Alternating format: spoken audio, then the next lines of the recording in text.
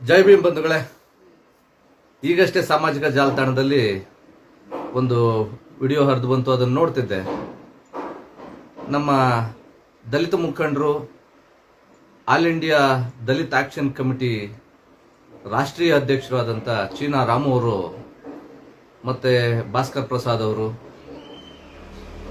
ಒಂದು ಮೀಡಿಯಾ ಡಿಬೇಟಲ್ಲಿ ಕುಳಿತು ಮಾತಾಡ್ತಿದ್ರು. ಆ ಮಾತಾಡ್ತಾ ಇರಬೇಕಾದ್ರೆ ಏನು ಎಕೆ ಎಡಿ ಮತ್ತು ಪರೆಯ ಈ ಸಮುದಾಯಗಳನ್ನೆಲ್ಲ ಜಸ್ಟಿಸ್ ನಾಗಮೋಹನ್ ದಾಸ್ ಅವರು ಅವರ ವರದಿಯಲ್ಲಿ ಈ ಜಾತಿಗಳನ್ನು, ವಲಯ ಜಾತಿಗಳನ್ನು ತಗೊಂಡೋಗಿ ಮಾದಿಗ ಜಾತಿಗಳಿಗೆ ಸೇರಿಸಿದ್ದಾರೆ, ಅವರಿಗೆ 6% ಕೊಟ್ಟಿದ್ದಾರೆ ಅಂತೆಲ್ಲ ಮಾತಾಡ್ತಿದ್ರು. ಅದನ್ನ ಹಾಗೆ ಕೇಳಬೇಕಾದ್ರೆ ಇತ್ತೀಚೆಗೆ ಏನು ಒಳ ಮೀಸಲಾತಿ ಹೋರಾಟಗಳು, ಮೀಸಲಾತಿ ವರ್ಗೀಕರಣದ ಹೋರಾಟಗಳು ಎಲ್ಲ ಸಮುದಾಯದವರು ಮಾಡ್ತಿದ್ದಾರೆ. ಅವರವರ ಹಕ್ಕಿಗಾಗಿ ಅವರವರು ಹೋರಾಟಗಳನ್ನು ಮಾಡ್ತಾ ಇದ್ದಾರೆ. ಅದು ಸರಿಯಾಗಿದೆ. ಯಾರಿಗೆ ಹೊಟ್ಟೆ ಎಷ್ಟಿದೆ ಅವ್ರಿಗೆ ಊಟಕ್ಕಾಗಿ ಹೋರಾಟ ಮಾಡ್ತಾರೆ, ಅವ್ರ ಮಕ್ಕಳ ಮುಂದಿನ ಭವಿಷ್ಯಕ್ಕಾಗಿ ಹೋರಾಟ ಮಾಡ್ತಾರೆ. ಸರ್ಕಾರದ ಮೇಲೆ ಒತ್ತಡವನ್ನು ಏರಿ ಅವರವರ ಹಕ್ಕನ್ನು ಪಡ್ಕೊಳ್ಳೋದಕ್ಕೆ ಎಲ್ಲ ಸಮುದಾಯದವರು ಹೋರಾಟ ಮಾಡ್ತಾ ಇದ್ದಾರೆ. ಎಲ್ಲವೂ ಸ್ವಾಗತಾರ್ಹವೇ, ಯಾವುದನ್ನು ಬೇಡ ಅನ್ನೋ ಹಾಗಿಲ್ಲ. ಯಾಕೆಂತಂದ್ರೆ ಅವರವರ ಸಮುದಾಯದ, ಅವರ ಮಕ್ಕಳ ಮುಂದಿನ ಭವಿಷ್ಯದ ಎಲ್ಲರಿಗೂ ದೊಡ್ಡದಾದ ಕನಸಿದೆ. ಆ ಕನಸಿಗಾಗಿ ಹೋರಾಟದ ಮುಖಾಂತರವೇ, ಯಾಕೆಂದ್ರೆ ನಮ್ಮ ಭಾರತ ಭಾಗ್ಯವಿಧಾತ ಬಾಬಾ ಸಾಹೇಬ್ ಅಂಬೇಡ್ಕರ್ ಅವರು ಹೋರಾಟದ ಮುಖಾಂತರವೇ ನಾವೆಲ್ಲವನ್ನು ಪಡ್ಕೊಳ್ಬೇಕು, ನಾವು ಸುಮ್ಮನೆ ಇದ್ರೆ ಯಾವುದು ಬರೋದಿಲ್ಲ ಅಂತ ಹೇಳಿ ಕರೆ ಕೊಟ್ಟಿದ್ದಾರೆ. ಇವತ್ತಿಗೂ ಕೂಡ ಈ ಹೋರಾಟ ನಿಲ್ಲಿಲ್ಲ. ತಿನ್ನುವ ಅನ್ನಕ್ಕಾಗಿ ಹೋರಾಟ, ಕುಡಿಯುವ ನೀರಿಗಾಗಿ ಹೋರಾಟ, ಇರುವ ಸೂರಿಗಾಗಿ ಹೋರಾಟ, ಶಿಕ್ಷಣಕ್ಕಾಗಿ ಹೋರಾಟ, ಹಾಗೆ ನಮ್ಮ ಆರೋಗ್ಯಕ್ಕಾಗಿ ಹೋರಾಟ. ಪ್ರತಿಯೊಂದು ವಿಷಯದಲ್ಲೂ, ಪ್ರತಿಯೊಂದು ಮೂಲಭೂತ ಸೌಕರ್ಯಗಳಿಗಾಗಿಯೂ ನಾವು ಹೋರಾಟಗಳ ಮುಖಾಂತರವೇ ಪಡ್ಕೊಂಡಿದ್ದೇವೆ.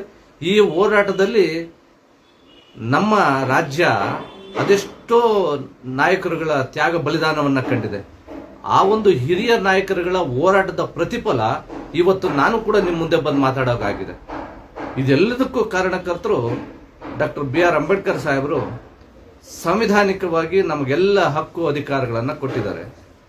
ಹಾಗಾಗಿ ಏನು ಸಂವಿಧಾನ ಜಾರಿಯಾಗಿ 75 ವರ್ಷಗಳಲ್ಲಿ ಸಾಕಷ್ಟು ಬದಲಾವಣೆಗಳಾಗಿವೆ. ನಾವು ವಿದ್ಯಾವಂತರಾಗಿದ್ದೇವೆ, ಉದ್ಯೋಗಗಳನ್ನು ಪಡ್ಕೊಂಡಿದ್ದೇವೆ, ಸಮಾಜವನ್ನು ನಿರ್ಮಾಣ ಮಾಡೋದ್ರಲ್ಲಿ ದಾಪುಗಾಲ ನೆಡ್ತಾ ಇದ್ದೇವೆ. ಹಾಗೆ ರಾಜಕಾರಣದಲ್ಲೂ ಗುರುತಿಸ್ಕೊಳ್ತಾ ಇದ್ದೇವೆ. ಇಂಥ ನಿಟ್ಟಿನಲ್ಲಿ ಹೋರಾಟಗಳು ಸರ್ವೇ ಸಾಮಾನ್ಯ. ಆದರೆ ನಮ್ಮ ರಾಷ್ಟ್ರೀಯ ಅಧ್ಯಕ್ಷರು AADC DAC ಅವರು ಮಾತಾಡ್ತಾ ಹೇಳ್ತಾರೆ, ಅದೊಂದು ವಿಷಯ ಬೇಜಾರಾಯಿತು. ಯಾಕಂದ್ರೆ ಇದೇ ಹೊಸಕೋಟೆ ತಾಲೂಕಿನಲ್ಲಿ ಹುಟ್ಟಿದಂಥ ಚೀನಾ ರಾಮು ಅವರು ಏನು ಹೇಳ್ತಾರೆ, ಅಲ್ಲೆಲ್ಲ ಬಂದಿದ್ದಂಥವ್ರು 200-300 ರೂಪಾಯಿಗಳು ದುಡ್ಡು ತಗೊಂಡು ಬಂದಿದ್ರು. ಜನ ಬಂದವ್ರೆ, ಇನ್ನೆಲ್ಲ ದುಡ್ಡು ಇಸ್ಕೊಂಡು ಬಂದವ್ರೆ. ಕಾರ್ಗಳಿಗಿಷ್ಟೋ, ಲಾರಿಗಳಿಗಿಷ್ಟೋ, ಬಸ್ಗಳಿಗಿಷ್ಟೋ ಅಂತ ದುಡ್ಡು ಇಸ್ಕೊಂಡು ಬಂದಲ್ಲಿ ಹೋರಾಟಕ್ಕೆ ನಿಂತ್ಕೊಂಡು ಕೂಗಾಡಿದ್ರಲ್ಲ, ಅವ್ರ ಪರವಾಗಿ ನಿಮ್ಮ ಧ್ವನಿ ಏನು ಅಂತ ಮಾದಿಗೆ ಮಾಡ್ತಾರೆ. ಇನ್ನೊಂದ್ ಕಡೆ ಹೋರಾಟ ಮಾಡ್ತಾರೆ ಒಲಿಯರು, ಬಹುದಾ ಸಂಖ್ಯೆಯಲ್ಲಿ ಕೋಟಿಗಟ್ಟಲೆ ದುಡ್ಡುಗಳು ತಗೊಂಡು ಮಾಡ್ತಾರೆ. ಅದು ಹೋರಾಟ ಅಲ್ಲ. ಅದು ಕಾರ್ಗೊಂದಿಷ್ಟು, ಲಾರಿಗೊಂದಿಷ್ಟು, ಬಸ್ಗೊಂದಿಷ್ಟು ಒಂದು ದುಡ್ಡು ತಗೊಂಡು ಬಂದಿದ್ರು ಅಂತ. ಇದು ಎಷ್ಟರ ಮಟ್ಟಿಗೆ ಸರಿ? ಎಲ್ಲರೂ ದುಡ್ಡು ತಗೊಂಡೇ ಬಂದಿರ್ತಾರ? ದುಡ್ಡು ಕೊಟ್ಟಂತವ್ರು ಯಾರಾಗಾದ್ರೆ ಅದನ್ನ ಅವರು ಪ್ರೂವ್ ಮಾಡ್ಬೇಕಲ್ವಾ, ಅವ್ರು ಸಾಬೀತು ಮಾಡ್ಬೇಕಾಗತ್ತೆ. ನಮ್ಮ ಚೀನಾ ರಾಮು ಅವರು ಸಂಘಟನೆ ಕಡ್ದಾಗಿಂದಲೂ, ಅವರು ಬೆಳೆದು ಬಂದ ಹಾದಿಯಿಂದಲೂ ನಾವು ನೋಡ್ಕೊಳ್ತಾ ಬಂದಿದ್ದೇವೆ. ನಮ್ಮದೇ ಸಮುದಾಯದ ಒಬ್ಬ ಹಿರಿಯ ಮುಖಂಡರು ಇದ್ದಾರೆ ಅವರು. ಆದ್ರೆ ಅವ್ರ ಬಾಯಲ್ಲಿ ಇಂತಹ ಮಾತು ಬರಬಾರ್ದಿತ್ತು.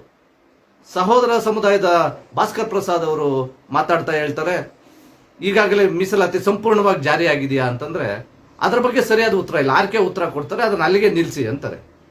ಉತ್ತರ ಕೊಡಬೇಕಿತ್ತು ಅವರು.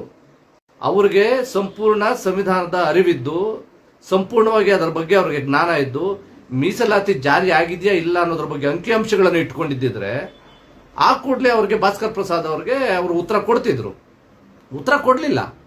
ಹಾಗೆ ಅದನ್ನೇನು ಮಾಡಿಬಿಟ್ರು, ಹಾರಿಕೆ ಮಾಡಿ ಅದನ್ನ ಸ್ಥಗಿತ ಮಾಡಿದ್ರು. ಓಕೆ, ಅವ್ರು ಹೇಳ್ದಾಗೆ ಏನು 1,75,000 ಪರೆಯ ಸಮುದಾಯವನ್ನ ಸೇರಿಸ್ಬಿಟ್ಟಿದ್ದಾರೆ ಮಾದಿಗ ಸಮುದಾಯಕ್ಕೆ.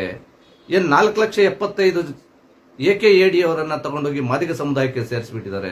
ಅದ್ರ ಬಗ್ಗೆ ತನಿಖೆ ಆಗಲಿ, ಅದ್ರ ಬಗ್ಗೆ ನೀವು ದನಿ ಎತ್ತಿ ಹೋರಾಟ ಮಾಡಿ. ಈಗ ನಿಮ್ಮದೇ ಈ ಒಂದು ದಲಿತ್ ಆಕ್ಷನ್ ಕಮಿಟಿ ಅಂತ ಮಾಡಿದಿರಿ, ರಾಷ್ಟ್ರೀಯ ಅಧ್ಯಕ್ಷರು ಆಗಿದ್ದೀರಿ, ಹೋರಾಟವನ್ನು ಹಮ್ಮಿಕೊಳ್ಳಿ. ನಿಮ್ಮ ಜೊತೆಗೂ ಕೂಡ ಒಂದಷ್ಟು ಜನ ಬರ್ತಾರೆ. ಆವಾಗ ಕೇಳೋಣ, ಅವ್ರಿಗೆ ನೀವು ಹಣ ಕೊಟ್ಟು ಕರ್ಕೊಂಡು ಬರ್ತೀರಾ ಅಥವಾ ಹಾಗೆ ಒಂದು ಸಮುದಾಯದತ್ತ ಚಿಂತನೆಯಿಂದ ಬರ್ತಾರಾ ಅಥವಾ ನಮ್ಮ ಮಕ್ಕಳ ಭವಿಷ್ಯಕ್ಕಾಗಿ ಜನ ಸೇರ್ತಾರ ಅಂತ. ಒಂದು ಸರಿ ಸೇರಿಸಿ ನೋಡಿ, ಲಕ್ಷಾಂತರ ಜನ ಸೇರಿದ್ರು ಅಲ್ಲಿ. ಆ ಲಕ್ಷಾಂತರ ಜನಕ್ಕೆ ದುಡ್ಡು ಕೊಟ್ಟು ಕರ್ಕೊಂಡು ಬರೋದಕ್ಕೆ ಬಂಡವಾಳ ಹಾಕೊಂತವ್ರು ಯಾರು? ತಾವ್ ಯಾವ್ದಾದ್ರು ಕಾರ್ಯಕ್ರಮಗಳನ್ನ ನಂಬಿಕೊಂಡಾಗ ಈ ರೀತಿ ದುಡ್ಡು ಕೊಟ್ಟು ಕರೆಸಿದ್ರ? ಅದ್ರ ಅನುಭವ ಇದೆಯಾ ಚಿನ್ನಾರಾಮ ಅವರೇ? ತಾವು ಉತ್ತರ ಕೊಡಬೇಕು. ಯಾಕೆಂದ್ರೆ ನಿಮ್ಮನ್ನ ನಾವು ಬೆಳೆದು ಬಂದ ಹಾದಿಯಿಂದ ನೋಡ್ಕೊಂಡು ಬರ್ತಾ ಇದ್ದೇವೆ. ಇದೇ ಹೊಸಕೋಟೆ ತಾಲೂಕಲ್ಲಿ ನಿಮ್ ಕೊಡುಗೆ ಏನು? ನಮ್ಮ ಸಮುದಾಯದತ್ತವಾಗಿ ನಮ್ಮ ಸಮುದಾಯದ ಎಷ್ಟು ಮಕ್ಕಳಿಗೆ ನೀವು UPSC ಎಕ್ಸಾಮ್ಗಳನ್ನ ಕೊಡಿಸಿದಿರಿ, KPSC ಎಕ್ಸಾಮ್ಗಳನ್ನ ಕೊಡಿಸಿದಿರಿ, ಎಷ್ಟು ಒಂದು ಗ್ರಂಥಾಲಯಗಳನ್ನ ಮಾಡಿದಿರಿ, ಎಷ್ಟು ಟ್ಯೂಷನ್ ಸೆಂಟರ್ನ ಓಪನ್ ಮಾಡಿದಿರಿ? ನಮ್ಮ ಸಮುದಾಯಕ್ಕೆ ನಿಮ್ಮ ಕೊಡುಗೆ ಏನು?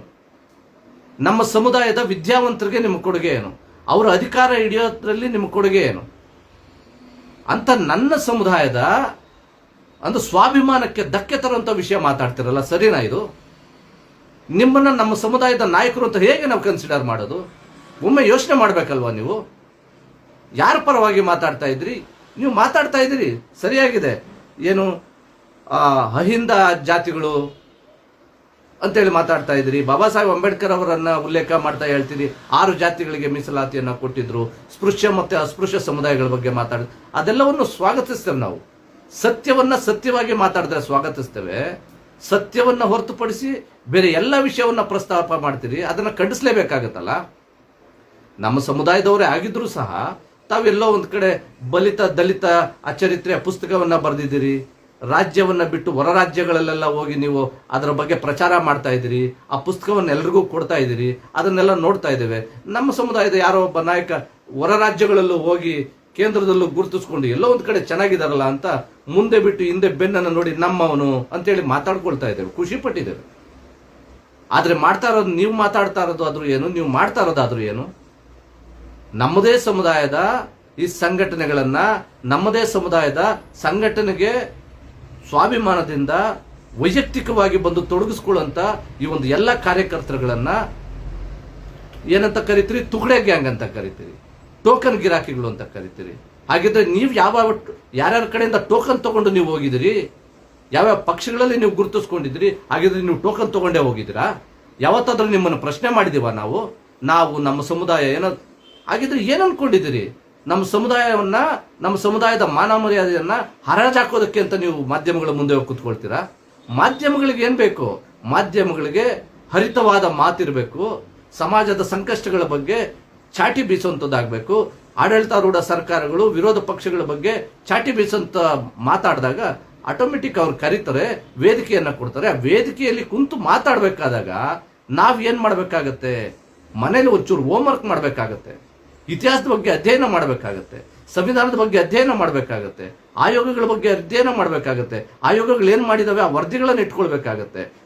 ಪಕ್ಕದಲ್ಲಿ ಒಂದು ಪೇಪರ್ ಅಲ್ಲಿ ಅದನ್ನೆಲ್ಲ ಮಾಡ್ಕೊಂಡು ವರ್ಕೌಟ್ ಮಾಡ್ಕೊಂಡು ತಗೊಂಡೋಗಿ ಕುತ್ಕೊಂಡು ಅಂಕಿಅಂಶಗಳೊಂದಿಗೆ ಮಾತಾಡ್ಬೇಕಾಗತ್ತೆ. ಅದನ್ನೆಲ್ಲ ಬಿಟ್ಟು ನೀವು ಟೋಕನ್ ಗಿರಾಕಿಗಳು ಅಂತೀರಿ, ಬಸ್ಗಿಷ್ಟು ಕಾರ್ಗಿಷ್ಟು ಅಂತೀರಿ. ನಾಚಿಕೆ ಆಗ್ಬೇಕಲ್ವಾ ಚಿನ್ನಾರಾಮ್ ಅವರೇ? ನಮ್ಮ ಸಮುದಾಯದ ನಾಯಕರಿದ್ದೀರಿ ನೀವು. ಸಮುದಾಯವನ್ನ ಮುನ್ನಡೆಸುವಂತ ಕೆಲಸ ಮಾಡಬೇಕು, ಸಮುದಾಯಕ್ಕೆ ಅವಮಾನ ಮಾಡುವಂತ ಕೆಲಸ ಅಲ್ಲ. ಇಲ್ಲಿ ಯಾವುದೇ ಸಮುದಾಯಗಳನ್ನ ಖಂಡಿಸುವಂತ ಕೆಲಸ ಅಲ್ಲ. ಎಲ್ಲ ಸಮುದಾಯಗಳು ಕೂಡ ಅವರ ಭವಿಷ್ಯಕ್ಕಾಗಿ, ಅವರ ಮುಂದಿನ ಮಕ್ಕಳ ಭವಿಷ್ಯಕ್ಕಾಗಿ, ಅವರ ಶೈಕ್ಷಣಿಕ, ರಾಜಕೀಯ, ಆರೋಗ್ಯ ಎಲ್ಲದರ ಬಗ್ಗೆ ಸರ್ಕಾರಗಳ ವಿರುದ್ಧ ಹೋರಾಟಗಳು ಹಿಂದಿನ ಕಾಲದಿಂದಲೂ ನಡ್ಕೊಂಡ್ ಬರ್ತವೆ, ಇನ್ನು ಮುಂದಿನ ಕಾಲದಲ್ಲೂ ನಡೆಯುತ್ತೆ. ಅಂತ ಹೋರಾಟಗಾರರ ಒಂದು ಮಟ್ಟ ಹಾಕಂತ ಮಾತಾಡ್ತಾ ಇದ್ದೀರಾ ನೀವು. ಆ ಹೋರಾಟಗಾರರನ್ನ ತುಳಿಬೇಕು ಅನ್ನೋಂತ ಮಾತಾಡ್ತಾ ಇದ್ದೀರಾ ನೀವು. ಯಾರ್ರಿ ದುಡ್ಡು ಕೊಟ್ಟು ಕರ್ಕೊಂಡು ಬರೋರು? ಏನಿದು ರಾಜಕಾರಣವಾ? ರಾಜಕಾರಣದಲ್ಲಾದ್ರೆ ಏನೋ ಹಣವೋ ಎಂಡವೋ ಸೀರೆನೋ ಜಾಕೆಟೋ ಏನೋ ಒಂದು ಕೊಟ್ಟು ಕರ್ಕೊಂಡು ಬರಬಹುದು, ಯಾರಾದ್ರೂ ಮಾಡಬಹುದೇನೋ. ಆದ್ರೆ ಇವು ಸ್ವಾಭಿಮಾನಕ್ಕೆ ಸಂಬಂಧಪಟ್ಟಂತ ಹೋರಾಟಗಳು. ಎಲ್ಲ ಸಮುದಾಯಗಳು ಕೂಡ ಅವರವರ ಸಮುದಾಯಕ್ಕೆ ಅವರು ಸಿಗಬೇಕಾಗದಂತ ಸವಲತ್ತುಗಳು, ಹಕ್ಕುಗಳ ಬಗ್ಗೆ ಹೋರಾಟ ಮಾಡ್ತಾ ಇದ್ದಾರೆ. ಯಾವ ಹೋರಾಟವನ್ನು ಯಾರು ಖಂಡಿಸ್ತಾ ಇಲ್ಲ. ಇಲ್ಲಿ ಯಾವ ಸಮುದಾಯವನ್ನು ಯಾರು ಕೀಳಾಗಿ ಕಂಡು ಮಾತಾಡ್ತಾ ಇಲ್ಲ. ಅವರವರ ಹಕ್ಕಿಗೆ ಹೋರಾಟ ಮಾಡ್ಲಿ ಅಂತಾನೆ ಎಲ್ಲರೂ ಅವರವರ ಹೋರಾಟಕ್ಕೆ ಸಿದ್ಧರಾಗಿದ್ದಾರೆ. ಅಂಥದ್ರಲ್ಲಿ ನೀವು ಮಾತಾಡ್ತಾ ಹೇಳ್ತೀರಿ, ಯಾವೊಬ್ಬ ಬೇರೆ ಸಮುದಾಯದ ನಾಯಕರುಗಳು ಮಾತಾಡ್ಲಿಲ್ಲ, ಆದ್ರೆ ನೀವು ಮಾತಾಡ್ತೀರಿ. ನಿಮ್ಗೆ ನಾಚಿಕೆ ಆಗ್ಬೇಕು. ದಯಮಾಡಿ ನೀವು ಇದೇ ಮಾಧ್ಯಮಗಳ ಮುಖಾಂತರ ಬಂದು ನೀವು ಕ್ಷಮೆಯನ್ನ ಯಾಚಿಸಬೇಕು. ಇಡೀ ರಾಜ್ಯದ ಈ ಒಂದು ದಲಿತ ಸಮುದಾಯಗಳ ಮುಂದೆ ಬಂದು ನೀವು ಕ್ಷಮೆಯನ್ನ ಯಾಚಿಸಬೇಕು. ಚಿನ್ನಾರಾಮ್ ಅವರೇ, ಬೇಷರತ್ ಕ್ಷಮೆ ಯಾಚಿಸಬೇಕು. ನೀವು ತುಕಡೆ ಗ್ಯಾಂಗ್ ಅಂತ ಮಾತಾಡಿದಿರಿ. ನೀವ್ ಯಾವ ಗ್ಯಾಂಗ್ ಅನ್ನ ಕಟ್ಟಿದಿರಿ? ಹಾಗಾದ್ರೆ ನೀವು ಕಟ್ಟಿರೋದು ಒಂದೇನು ದೊಡ್ಡ ಮಹತ್ತರವಾದ ಗ್ಯಾಂಗ? ನಿಮ್ದು ಒಂದು ತುಕಡೆ ಗ್ಯಾಂಗ್ ಅನ್ಸ್ಕೊಳ್ಳೋದಿಲ್ಲ? ನೀವು ಒಂದು ಗ್ಯಾಂಗ್ ಅನ್ನ ಕಟ್ಟಿದಿರಲ್ವಾ? ಹಾಗಾದ್ರೆ ನಿಮ್ ಸಂಘನ ಏನಂತ ಕರಿಬೇಕಾಗಾದ್ರೆ? ಎಲ್ಲ ಸಂಘಟನೆಯ ನಾಯಕರುಗಳು ಕೂಡ ಹಂತ ಹಂತವಾಗಿ ತಮ್ಮ ಸಮುದಾಯದ, ತಮ್ಮ ಸಿದ್ಧಾಂತದ ಒಂದು ಕಾರ್ಯಕರ್ತರುಗಳನ್ನ ತಯಾರು ಮಾಡಿಕೊಂಡೇ ಹೋಗೋದು. ಮೊದಲು ತುಕಡೆಯಾಗಿ ಹೋಗೋದು, ಆಮೇಲೆ ಬೃಹದಾಕಾರವಾಗಿ ಬೆಳೆಯೋದು. ಯಾಕೆ ತಮ್ಗೆ ಗೊತ್ತಿಲ್ವಾ? ಇದೇ ನೀವು ಒಂದು all India Dalit action committee ಕಟ್ಟುವಾಗ ಎಷ್ಟು ಜನರನ್ನ ಇಟ್ಕೊಂಡು ನೀವು ಸಂಘಟನೆಯನ್ನ ಕಟ್ಟಿದ್ರಿ? ತಾವು ಬೆಳೆದು ಬಂದಂತ ಹಾದಿಯನ್ನ ಒಮ್ಮೆ ಹಿಂದೆ ತಿರುಗಿ ನೋಡಿ. ನಿಮ್ ಬಗ್ಗೆ ಏನು ಬೇಸರ ಇಲ್ಲ. ಪರಿವರ್ತನೆ ಜಗದ ನಿಯಮ. ಪರಿವರ್ತನೆ ತಗೊಳ್ಳಿ. ನೀವು ದೊಡ್ಡ ಸಾಧನೆ ಮಾಡಿದ್ದೀನಿ ಅಂತ ತಿಳ್ಕೊಳ್ಬೇಡಿ. ಮರಕ್ಕಿಂತ ಮರ ದೊಡ್ಡದಿರುತ್ತೆ. ಎಂತೆಂತಹ ನಾಯಕರುಗಳಿದ್ದಾರೆ. ಇದುವರೆಗೂ ದಲಿತ್ ಮೂವ್ಮೆಂಟ್ಸ್ ಸ್ಟಾರ್ಟ್ ಆದಾಗ್ಲಿಂದಲೂ ಇಲ್ಲಿಯವರೆಗೂ ಯಾವುದೇ ಒಂದು ಜಾತಿಯನ್ನ ನಾವು ತಿರಸ್ಕಾರ ಮಾಡದೆ, ನಮ್ಮ ಜಾತಿಗಳಿಗೆ, ಈ ದಲಿತರಿಗೆ, ಶೋಷಿತರಿಗೆ, ದಮನಿತರಿಗೆ ಅನ್ಯಾಯ ಆದಾಗ ಅದರ ವಿರುದ್ಧ ತಿರುಗಿ ನಿಂತಿದ್ದೇವೆ. ಅದರ ವಿರುದ್ಧ ತಿರುಗಿ ಹೋರಾಟಗಳನ್ನ ಮಾಡ್ಕೊಂಡು ಬಂದಿದ್ದಾರೆ ನಮ್ಮ ನಾಯಕರುಗಳು. ಅಂತಂತ ಮಾತ್ರವಾದ ನಾಯಕರುಗಳಿದ್ದಾರೆ. ಇವತ್ತಿಗೂ ಕೂಡ ಹೋರಾಟಗಳಿಗಾಗಿ ತಮ್ಮ ಜೀವನವನ್ನೇ ಮುಡುಪಾಗಿಟ್ಟಿದ್ದಾರೆ. ಹಾಗಾಗಿ ಏನು ಕರ್ನಾಟಕ ರಾಜ್ಯದಲ್ಲಿರ್ತಕ್ಕಂಥ ಎಡಗೈ ಬಲಗೈ ಎಲ್ಲ ಸಮುದಾಯಗಳು ಏನು 6,000 ಜಾತಿಗಳಾಗಿ ವಿಂಗಡಣೆ ಆಗಿದ್ದೇವೆ. ಅಲ್ಪಸಂಖ್ಯಾತರು ಇರಬಹುದು, ಹಿಂದುಳಿದ ವರ್ಗದವರು ಇರಬಹುದು, ಎಲ್ಲರೂ ಕೂಡ ಅವರವರ ಜಾತಿಗಳ ಅವರವರ ಹಕ್ಕುಗಳಿಗಾಗಿ ಹೋರಾಟಗಳನ್ನ ಮಾಡ್ತಾ ಇದ್ದಾರೆ. ಅವರವರ ಸಮುದಾಯದ ಏಳಿಗೆಗಾಗಿ ನಿಗಮ ಮಂಡಳಿಗಳನ್ನ ಮಾಡ್ಕೊಂತ ಇದ್ದಾರೆ. ಯಾರು ಯಾವುದನ್ನು ಕೂಡ ಬೇಡ ಹೇಳ್ತಾ ಇಲ್ಲ, ಅಥವಾ ತಿರಸ್ಕಾರ ಮಾಡ್ತಾ ಇಲ್ಲ, ಅಥವಾ ಅವರು ಮಾಡ್ಕೊಳ್ಳೋದಕ್ಕೆ ಯಾರು ಅಡ್ಡಿನೂ ಹೋಗ್ತಾ ಇಲ್ಲ. ಆದ್ರೆ ಮಾತಾಡ್ಬೇಕಾದ್ರೆ ನಾವು ಇಡೀ ಕರ್ನಾಟಕದ ಜನತೆ ಮುಂದೆ ಮಾತಾಡ್ತಾ ಇದ್ದೇವೆ. ನಮ್ಮ ಮಾತು ಹೇಗಿರಬೇಕು ಅನ್ನೋದ್ರ ಬಗ್ಗೆ ಸ್ವಲ್ಪ ನಾವು ವ್ಯವಧಾನವನ್ನು ಇಟ್ಕೊಳ್ಬೇಕು, ಪರಿಜ್ಞಾನವನ್ನು ಇಟ್ಕೊಳ್ಬೇಕಾಗುತ್ತೆ. ತಾವು ಹಿರಿಯರಿದ್ದೀರಿ, ಬನ್ನಿ ಹೊಸಕೋಟೆ ತಾಲೂಕಿಗೆ. ನೀವು ಹೊಸಕೋಟೆ ತಾಲೂಕಲ್ಲಿ ಹುಟ್ಟಿ ಬೆಳೆದು ತಮ್ಮ ಜೀವನವನ್ನ ಈ ಹಂತಕ್ಕೆ ಇವತ್ತು ಹೋಗಿ ಬೆಂಗಳೂರು ಮಹಾನಗರದಲ್ಲಿ ವಾಸ ಇದ್ದೀರಿ. ಬನ್ನಿ ಹೊಸಕೋಟೆ ತಾಲೂಕಿಗೆ, ನೇರ ಕುಂತು ಮಾತಾಡೋಣ. ಏನಾದ್ರೂ ವೈಚಾರಿಕ ಭಿನ್ನಾಭಿಪ್ರಾಯಗಳಿದ್ರೆ ಅದನ್ನು ಪರಿಹಾರ ಮಾಡ್ಕೊಳ್ಳೋಣ. ಅದನ್ನ ಬಿಟ್ಟು ನಮ್ಮ ಸಂಘಟನೆಗಳಿಗೆ, ಎಲ್ಲ ಸಂಘಟನೆಗಳಿಗೂ ತುಕಡೆ ಗ್ಯಾಂಗ್ ಅಂತ ಕರಿತೀರಿ, ಅದನ್ನೆಲ್ಲ ವಾಪಸ್ ತಗೊಳ್ಳಿ. ನಿಮ್ ಮುಂದೆ ಹಲವಾರು ಬಾರಿ ಮಾತಾಡ್ಬೇಕು ಅನ್ಕೊಂಡೆ, ಅದಕ್ಕೆ ಅವಕಾಶ ಸಿಗ್ಲಿಲ್ಲ. ಆದ್ರೆ ಈ ಒಂದು ಹೋರಾಟವನ್ನ ಇಟ್ಕೊಂಡು ನೀವ್ ಏನಂದ್ರಲ್ಲ, ದಯಮಾಡಿ ಆ ಮಾತನ್ನ ವಾಪಸ್ ತಗೊಳ್ಬೇಕಾಗತ್ತೆ. ನೀವು ಬೇಷರತ್ ಕ್ಷಮೆಯನ್ನ ಯಾಚಿಸಬೇಕಾಗತ್ತೆ. ಇಡೀ ನಮ್ಮ ದಲಿತ ಸಮುದಾಯಗಳ ಮುಂದೆ ನೀವು ಕ್ಷಮೆಯನ್ನ ಯಾಚಿಸಬೇಕಾಗತ್ತೆ. ದಯಮಾಡಿ ಇದನ್ನ ಗಮನದಲ್ಲಿ ಇಟ್ಕೊಳ್ಳಿ. ಇಲ್ಲ ತಾವೇನಾದ್ರೂ ಈ ಒಂದು ಆರೋಗ್ಯಕರ ಚರ್ಚೆಗೆ ಬರೋಗಿದ್ರೆ ಬನ್ನಿ. ಇಲ್ಲೇ ಹೊಸಕೋಟೆಲ್ಲೇ ಎಲ್ಲ ಸಮುದಾಯದ ನಾಯಕರುಗಳು, ಸಮುದಾಯದ ಎಲ್ಲ ಕಾರ್ಯಕರ್ತರು, ಸಮುದಾಯ ಬಂಧುಗಳ ಮುಖ್ಯವಾಹಿನಿಗೆ ತಗೊಂಡು ಬಂದು ಇಲ್ಲೇ ಮಾತಾಡೋಣ. ಎಲ್ಲರ ಸಮ್ಮುಖದಲ್ಲೇ ಮಾತಾಡೋಣ. ಆ ವೇದಿಕೆಯನ್ನ ನಾನೇ ಸೃಷ್ಟಿ ಮಾಡ್ತೇನೆ. ಬನ್ನಿ. ಅವತ್ತು ನೀವು ಯಾರ್ಯಾರಿಗೆ ಹಣವನ್ನ ಕೊಟ್ಟು ಕರ್ಕೊಂಡು ಬಂದಿದ್ದಾರೆ ಅನ್ನೋದನ್ನ ನೀವು ಸಾಬೀತು ಮಾಡಿರಂತೆ, ಅಥವಾ ಹಣ ತಗೊಂಡಿರೋದು ಯಾರಾದ್ರೂ ಹೌದು ನನಗಿಂತವ್ರು ಇಷ್ಟು ಹಣ ಕೊಟ್ಟು ಕರ್ಕೊಂಡು ಬಂದಿದ್ರು ಅಂತ ಸಾಬೀತು ಮಾಡೋಣ. ಏನ್ ಹೇಳ್ತೀರಾ ಚಿನ್ನಾರಾಮ ಅವರೇ? ಆಲ್ ಇಂಡಿಯಾ ದಲಿತ್ ಆಕ್ಷನ್ ಕಮಿಟಿಯ ರಾಷ್ಟ್ರೀಯ ನಾಯಕರು, ತಾವು ಮಾತಿನ ಮೇಲೆ ಸ್ವಲ್ಪ ನಿಗಾ ಹಿಡಿದು ಮಾತಾಡಬೇಕು. ತಮ್ಮ ಬಗ್ಗೆನೂ ಅಪಾರವಾದ ಗೌರವ ಇದೆ. ಆ ಗೌರವವನ್ನು ಉಳಿಸ್ಕೊಳ್ಬೇಕು.